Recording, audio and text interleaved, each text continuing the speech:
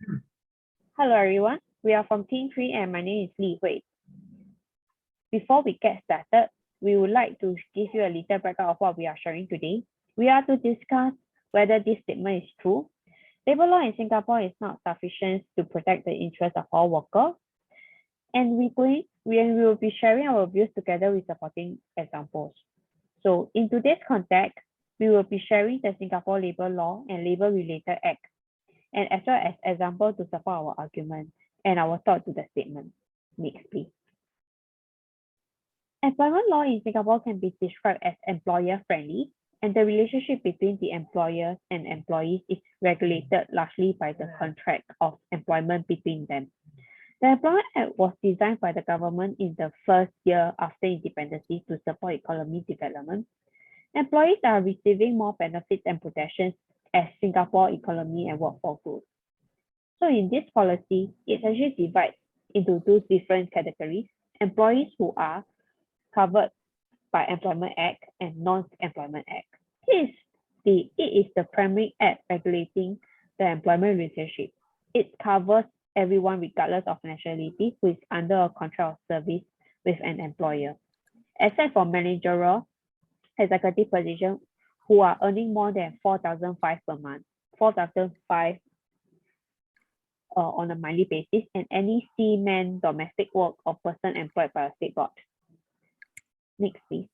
The Employment Act requires all employers to issue key employment term in writing and mandatory for employers to issue it to Employment Act covered employees, because this group of people are covered under the key employment term rights such as working hours, different type of leave, as well as social security system, as known as CPF.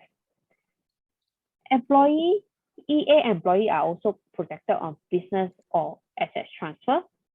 And any breach of contract, employees can bring the employer to court or actually report them to the state board such as MOM or TAF for unfair cost. So right now I'll pass my mic to Cindy.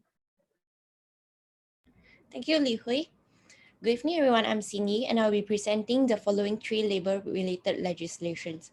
Firstly, will be the Children Development and Co-Savings Act. CDCA mainly is to encourage married persons in Singapore to have more children.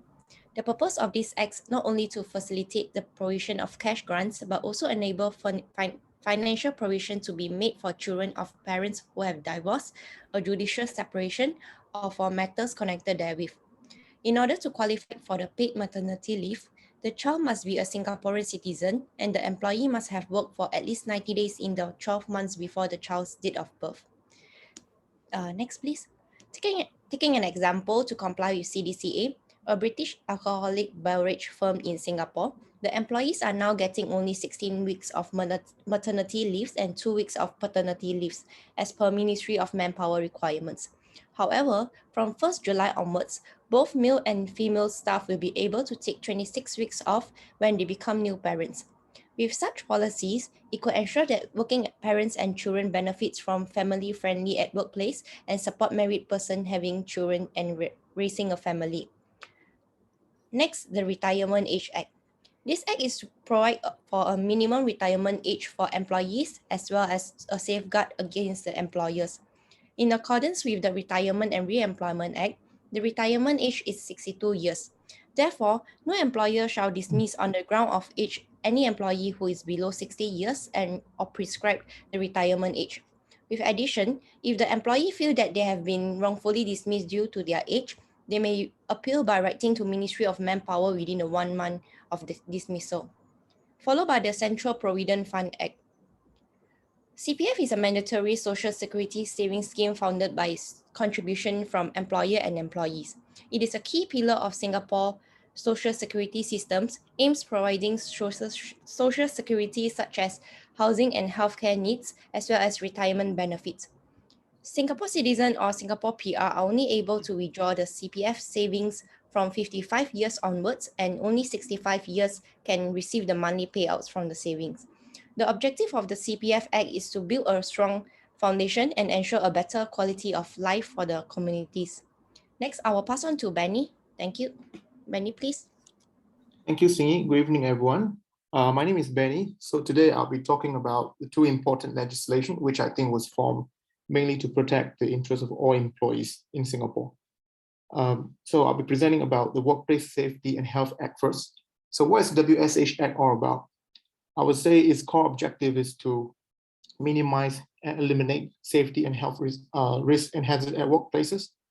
And it's also, in a nutshell, is to cultivate and foster good safety practices in Singapore in an effort to promote a strong, safe working culture.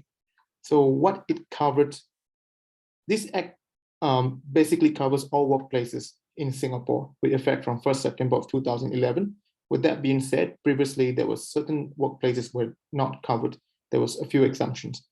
And it also highlights the responsibility of the different stakeholders, such as employers, employees, manufacturers, suppliers, and even as occupiers. So under this act, if there's a failure to comply, they'll be imposed with liabilities and penalties. So let's take remedial order, for instance. The punishments are such as maximum fine of 50,000 or maximum imprisonment of 12 months. It's either one of these, or it can be imposed with both punishments. So for stop work order, there'll be maximum fine of 50,000. It's pretty much the same concept. Maximum imprisonment of 12 months. Again, it's either one of these or it'll be both penalties. So how about the general penalties for individuals?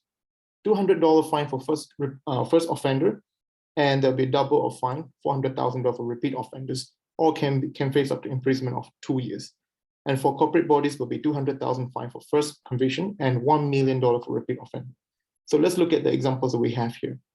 So as the number of cases rise and surge in the following week, right? So the government has now come up or implemented even more strict regulation in an effort to alleviate the risk of COVID-19 transmissions at workplaces. So there were a couple of companies who actually failed to comply with such new measurements, and MOM has taken some action against these particular companies. So offenders were fined $1,000, or with the amount rising up to $2,000 for repeat violations and breaches. Now I'd like to move on to the next legislation, Workplace Injury Compensation Act. So under this act, it actually allows employees, in other words, employers are now able to make direct claims for compensation from the employees for work-related injuries. The act also rules that employers are held accountable and liable to compensate for the injured employees, regardless of who was at fault. Who is covered under this act? Pretty much every employee, regardless of nationality, regardless of the salary, age, as long as they are engaged under a contract of service. However, there are a few exemptions to note. Not applicable, not covered to uniformed personnel, such as members of Singapore Armed Forces, Singapore Police Force, Prison Force, or Civil Defense Forces, and followed by self-employed individuals, independent contractor, or foreign domestic workers. So let's move on to the next slide. So in this slide, let's explore a little bit more on what are the claimables, right? In other words, what can be claimed. So the claimables are such as medical leave wages, medical expenses, and one lump sum compensation. And also it's important to note that lump sum compensation is only applicable for permanent incapacity or in the case of death, right? Medical expenses, there is a cap maximum limit of $45,000. 14 days will be fully for the outpatient leave. And from 15 days to 1 year of accident, that will be 2/3 of average monthly earnings.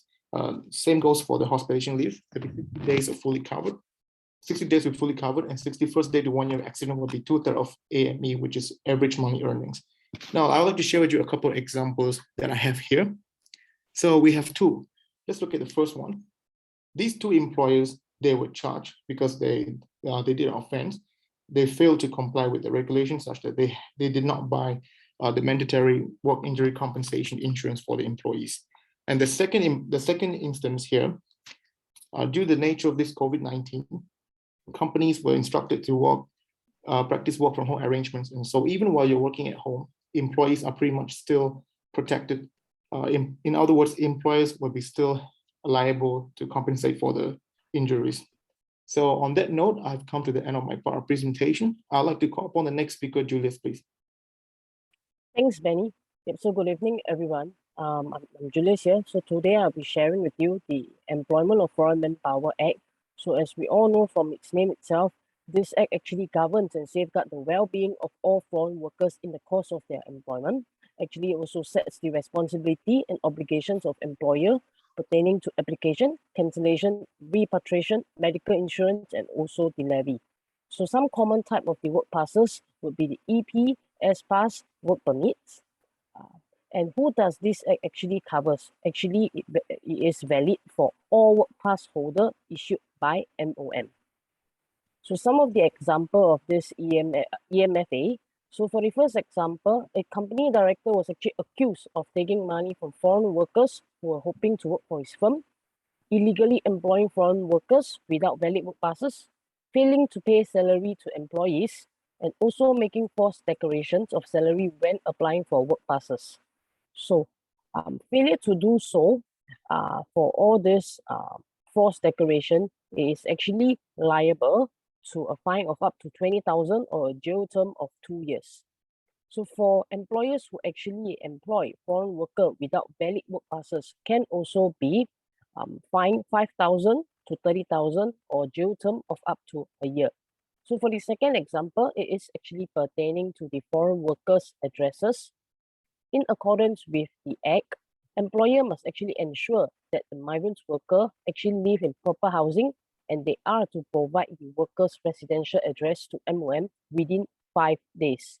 So they have to ensure that they have proper resting area, no obstacle, no fire hazard that is blocking the walkway, no overcrowding, and the acceptable number of tenants in the house, in the unit is up to 6. So failure to do so, employers may actually be fined up to 10,000 or jail term up to 12 months. Yep. With that, I'll pass on the mic to Gayatri. Thank you, Julius. So good evening, everyone. Today I'll be closing the presentation by talking about the Trade Disputes Act and the Holidays Act. So for Trade Disputes Act, it is also defined as the Industrial Relations Act, where any disputes between an employer and his workers, which is connected with the following points. Firstly, employment or non-employment. Secondly, the terms of employment. And thirdly, the condition of work of any such worker. So these disputes can be caused by an individual who has a grievance and is represented by his union or who has exhausted the grievance procedure without getting a satisfactory result. It can also be a difference of opinion between a union and an employer as to the appropriate terms and conditions of service for the workers. A difference of opinion as to the interpretation of a collective agreement. And lastly, the non-implementation of an agreement or reward. So for the next slide will be industrial actions by employees. When peaceful method fails to settle a dispute, the trade union may attempt to force a settlement by using or threatening to use more aggressive methods. Firstly, the two types of industrial actions that employees can take is permitted by the law are pickets and strikes. Picketing is usually used to communicate issues to the public so that a mere threat of a picket publicized in the mass media can cause sufficient pressure to force the employer to respond positively to union demands. For strikes, in general, we all know that it is the stopping of work by a group of workers, including any attempt to limit or slow down production on purpose. Sometimes mass refusal of the workers to work overtime can also be a form of strike. So there is industrial actions by employers as well. It is similar procedure as strike, and that would be the lockout. The employer would refuse to allow the workers to work until the dispute between them is settled. Sometimes a lockout is declared in response to illegal strike by the workers. There are four ways of settlements for trade disputes, and that would be the direct negotiation, conciliation, mediation, and attribution. So the ideal method to settle the dispute is through direct negotiation, as both parties are involved and a compromise can be reached. There is a mutual decision between them without involvement of outsider, and this is encouraged by the Industrial Relation Action. For the Holidays Act, employees are entitled to 11 paid public holidays a year in accordance with the Employment Act. So if you are required to work on a public holiday, your employer should pay you an extra day's salary or grant you off in lieu.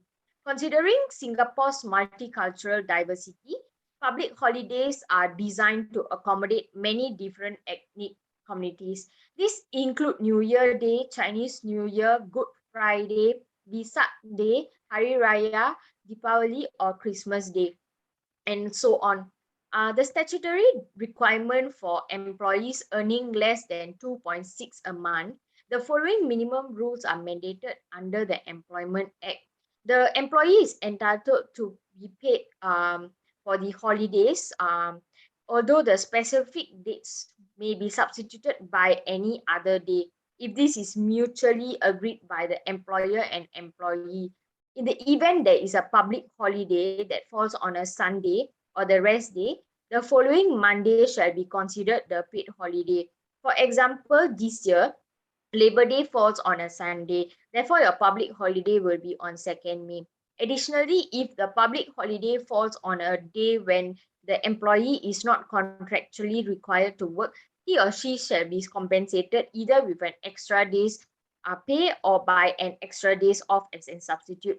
For employees earning above 2.6 a month, the Employment Act does not really enforce any rules regarding public holidays. However, as a common practice in Singapore, all employees are given the same public holidays benefit as what was mentioned earlier.